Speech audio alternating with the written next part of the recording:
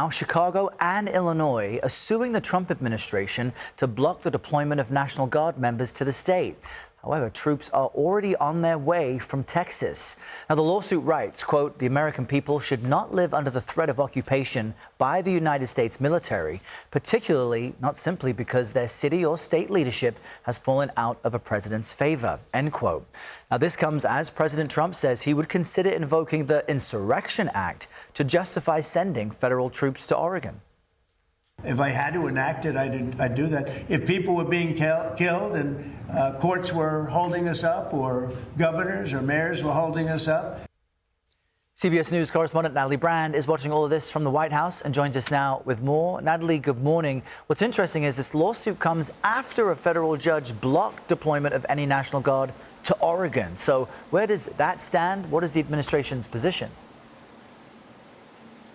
Yeah, the administration is now fighting multiple lawsuits over this issue of federalizing National Guard troops and deploying them to various cities across the United States. These two locations, of course, blue states. Now, this new lawsuit filed by Chicago and Illinois argues that the administration's moves are illegal, dangerous, and unconstitutional, saying that it's a violation of state sovereignty, also arguing that the conditions on the ground in Illinois don't warrant the move, and also using the president's own words on social media posts to try to show a pattern of negative and inflammatory statements against Illinois and Chicago leaders. Now, the judge in this case, this new case in Illinois, says she needs more time to go over all the information. She has set oral arguments for Thursday.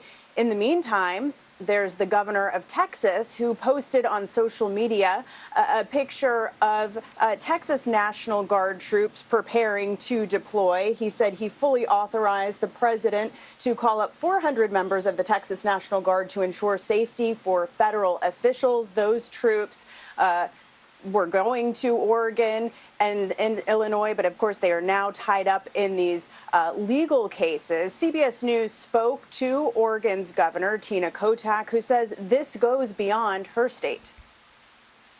This isn't just about Oregon, and it's not just about blue states. And my message to all governors, Republican and Democrat alike, is that this is a serious threat to democracy in our country when the president believes, on a whim or with misinformation, can deploy troops in our streets. Now, Trump administration officials argue that this is about protecting federal property and life, saying there are threats to both. But CBS News spoke to a legal expert with the Brennan Center of Justice who said, really, if you look at the pace and the attempts to deploy National Guard troops like this, this is unlike anything we've seen in modern history, Errol. All right, Natalie Brand at the White House. Thank you, Natalie. The president says he's open to invoking the Insurrection Act to go around courts that are blocking the deployments.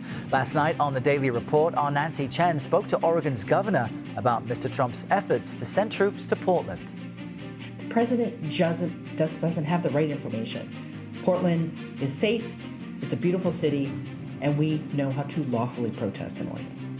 Now let's get you some live reports out of Illinois and Oregon. First, we bring in CBS News correspondent Ash-har Quraishi. He's outside a federal immigration facility in Broadview, Illinois. This is near Chicago. Good morning again, Ash-har.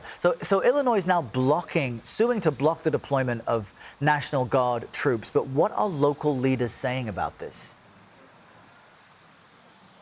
Hey, good morning, Errol. Well, Chicago Mayor Brandon Johnson says he's proud that the city is joining the state of Illinois in the lawsuit, and he calls it unlawful and says that President Trump has a history of targeting Chicago. He's referring to executive orders that threaten to cut funding over Chicago's sanctuary city status. Now, during a press conference yesterday, Mayor Johnson said, quote, "We do not need or want the National Guard to police our streets." Meanwhile, Illinois Governor J.B. Pritzker also spoke out, explaining his perspective on why he thinks the Trump administration is deploying the National Guard. Take a listen. The Trump administration is following a playbook: cause chaos, create fear and confusion, make it seem like peaceful protesters are a mob by firing gas pellets and tear gas canisters at them. Why? To create the pretext for invoking the Insurrection Act. And Errol, a federal judge in Illinois yesterday declined to issue an immediate injunction to stop that deployment, giving the administration until Wednesday night to respond to the lawsuit brought by Illinois and Chicago. A hearing is set for Thursday. All right, Usher, thank you for that. CBS News correspondent Adam Yamaguchi joins us now from Portland, Oregon, for more on the president's federalization of troops there. Good morning, Adam. You know, as we've mentioned, the president says he's open to invoking the Insurrection Act to get around a judge's order to deploy National Guard troops there. But give us a fact check. What is life really like? How dangerous might it be? Yeah, good morning, Errol. So there are two very competing pictures of what is actually happening here in Portland. As you mentioned, the president has called the city war ravaged, but what we've seen here, at least in the last several days, out in front of the ICE building here, is during the day you might see a couple dozen or so protesters. At night, that's when the action tends to heat up. We saw about 150 or so people out here last night, a mix of protesters, counter-protesters, and a lot of media as well. And typically these protests follow a similar cadence. You have a large group that will gather in front of this driveway here, blocking the entrance to the ICE facility.